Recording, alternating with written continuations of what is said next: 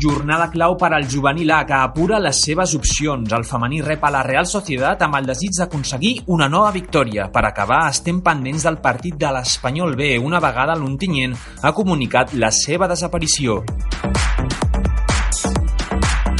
El juvenil A segueix en la lluita pel títol de Lliga i aquest diumenge juga davant el Gimnàstic de Tarragona. Els de Moisés Hurtado estan obligats a no fallar per intentar assolir el seu objectiu. Ahora ya es una semana, se juegan 3 partidos y se deciden muchas cosas. La Copa de Campeones y la Copa del Rey para 3 equipos. Yo creo que estoy convencido de que si nosotros hacemos esa cifra de 65 puntos, que va a ser difícil porque tenemos partidos complicados, pero si la hacemos, vamos a estar ahí arriba.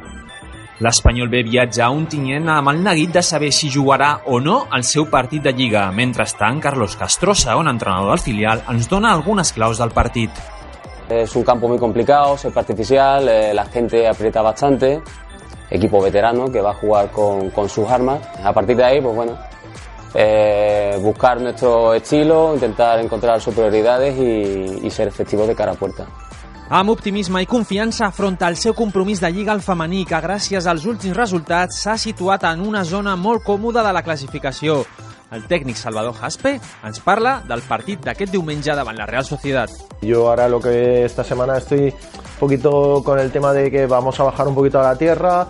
El Real Sociedad es un partido muy complicado, ellas están metidas en la final de la Copa. Vamos a mentalizarlas de que tenemos que intentar conseguir los 3 puntos dentro de un orden. I recordeu, si no us voleu perdre cap partit d'aquest cap de setmana, consulteu la nostra agenda.